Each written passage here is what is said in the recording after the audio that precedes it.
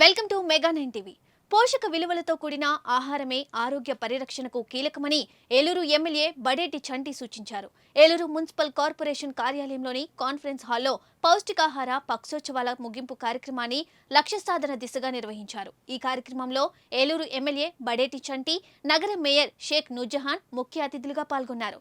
పౌష్టికాహారాల ప్రదర్శనను తిలకించిన ఎమ్మెల్యే చంటి, మేయర్ నూర్జహాన్లు ఆహారాన్ని తిన్నారు. పోషక విలువలతో కూడిన పౌష్టికాహారం చేసే మేలును వారు వివరించారు.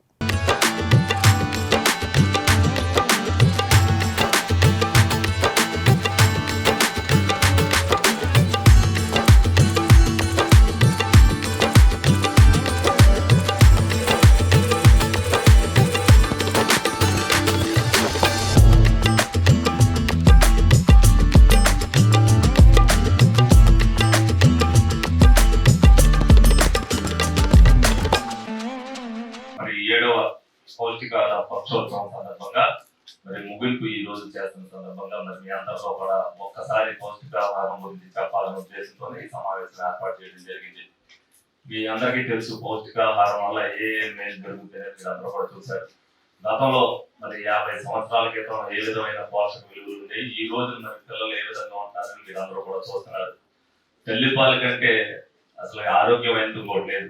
పప్పు మా మైత్రాలు మైళ్ళు ఏమన్నా అనుకుంటాను ఉద్దేశంతో పొడి మాటలుగా చెప్పారు. కానీ డెఫినెట్ గా అందం అనేది ఎవరికి కూడా, శ్రీమూర్తికి ఎవరికి కూడా ఇదవదు. బిడ్డ భవిష్యత్తు కావాలనుకుంటే తల్లిపాలు ఇచ్చిన రోజునే పిల్లల యొక్క భవిష్యత్తు బాగుంటుంది అనేది సందర్భంగా మీ అందరూ కూడా తెలియజేయడం జరుగుతుంది. ఎందుకంటే ఆరోగ్యంగా ఉంటే ఆలోచన పెరుగుతుంది, ఆలోచన పెరిగితే మేధావి అవుతాడు. తల్లులంతా అదంతా గుర్తు పెట్టుకుంటే డెఫినెట్ గా పిల్లల పౌష్టికాహారం విషయంలో జాగ్రత్తలు తీసుకుంటారు. ఎక్కడైనా చిన్న చిన్న సమస్యలు వచ్చి తల్లి పాలు ఇవ్వకూడదు అన్న రోజున మనం వెయిట్ ఎవరికైనా ఉన్నప్పుడు దానికి ఏదైనా పెట్టించవలసిన పరిస్థితి వస్తే దానికి అప్పుడు ఏదైనా పాలు పెట్టించడం జరుగుతుంది. కానీ డెఫినెట్ గా తల్లి కూడా పౌష్టికాహారం తింటూ ఉంటే ఆ సమస్య అనేది రాకుండా ఉంటుంది.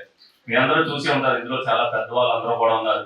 మనం చిన్నప్పుడు ఎప్పుడైతే 50 సంవత్సరాల క్రితం ఉగ్గు గిన్నెలు ఉండే, ఏదైనా మందు వచ్చిందని అంటే జబ్బు వచ్చిందంటే ఉగ్గు గిన్నెతో పోసేవారు. అసలు ఉగ్గు గిన్నెలు వాళ్ళు ఎక్కడ కనిపించట్లా. అలాగే శరీరానికి నూనె రాసి సున్నుపిట్టి పెట్టేవారు. వాళ్ళు ఎవరు పెడుతున్నారు, ఎవరు పెట్టట్లా. చర్మ సమస్యలు రాకుండా ఉండాలంటే ఆ రోజుల్లో మనం అందరం ఈ రోజున 50 ఏళ్ళు 60 ఏళ్ళు ఉన్న వాళ్ళు ఇట్లా ఆరోగ్యంగా ఉన్న వాళ్ళంటే ఆ రోజున ఆ సూత్రాలు పాటించబట్టి మనం ఇలా ఉన్నాం. ఇవాళ ఉన్న వాళ్ళందరూ కూడా ఫాస్ట్ ఫుడ్ తింటూ అనేక సమస్యలు వచ్చు. రోజు హాస్పిటల్కి తిరిగే వాళ్ళు 20 ఏళ్ళు ఉన్న పిల్లలు కూడా ఇవాళ ఏదో జబ్బు వచ్చిందనే ఉద్దేశంతో హాస్పిటల్కి తిరుగుతూనే ఉన్నారు. మనం 20 ఏళ్ళు 25 ఏళ్ళు పెరిగినప్పటికీ ఆ రోజున ఏదైనా వస్తే ఒక జ్వరం తప్పితే రెండోది వచ్చేది అనేది కాదు. అలాగే వాడకాలు కూడా అనేక విధాలుగా పెరిగిపోవడం జరిగింది. అలాగే ప్లాస్టిక్ లో ప్రతిదానికి కూడా ప్లాస్టిక్ డబ్బాలు, ప్లాస్టిక్ కవర్లు, ఏది చూసినా సరే ప్లాస్టిక్ ప్లేట్లో తినడం అలవర్చుకుంటున్నారు.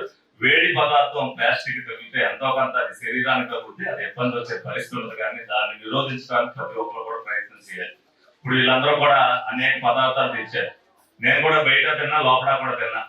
మీరందరూ కూడా దాన్ని అవగాహన చేసుకుని ఏదైతే మనకి పౌష్టికాహార లోపాలు పోతున్నాయో దాన్ని మళ్ళీ కూడా పునరుజ్జీవం చేయాలి అనుకుంటే దీనికి మీరందరూ కూడా అవేర్నెస్ ప్రజల్లోకి తీసుకెళ్లవలసిన అవసరం ఎంతైనా ఉంది. తప్పనిసరిగా ఆ విధంగా ప్రయత్నం చేయాలని మీడియా ద్వారా అందరికీ తెలుపుతున్న ఉద్దేశంతోనే ఈ సమావేశాన్ని ఏర్పాటు చేయడం జరిగింది.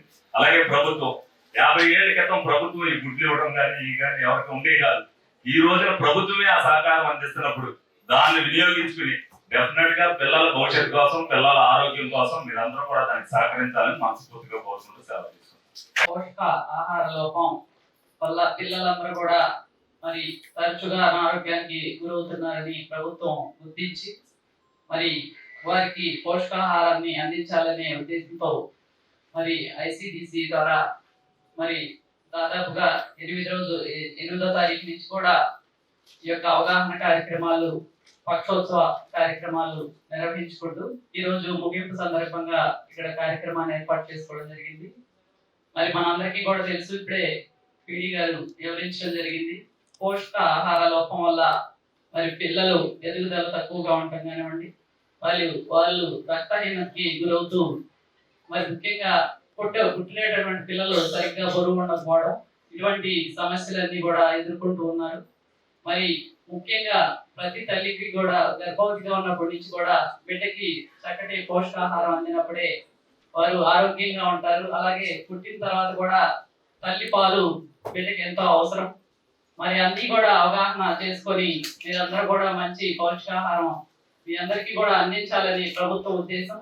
మరి వీటి దగ్గర అయితే మీరందరూ కూడా సరిగ్గా పోషకాహారం తీసుకోవాలనే ఉద్దేశంతో ప్రభుత్వం మరి ఒక పూట మరి అందరికీ కూడా పోషకాహారాన్ని అందించే ఇటువంటి కార్యక్రమాన్ని మరి చేపట్టడం జరిగింది. మరి మీరందరూ కూడా చక్కటి అవగాహనతో మంచి పోషకాహారాన్ని తీసుకొని మీరందరూ కూడా మరి ఇంకా తెలియని వాళ్ళందరికీ కూడా తెలియజేసి వారందరూ ఆరోగ్యంగా ఉండేందుకు భావి భారత పౌరులుగా మనం తీర్చిదిద్దేందుకు మరి ప్రతి ఒక్కరు కూడా కృషి చేయాలని చెప్పేసి ఈ సందర్భంగా కోరుకుంటున్నాను.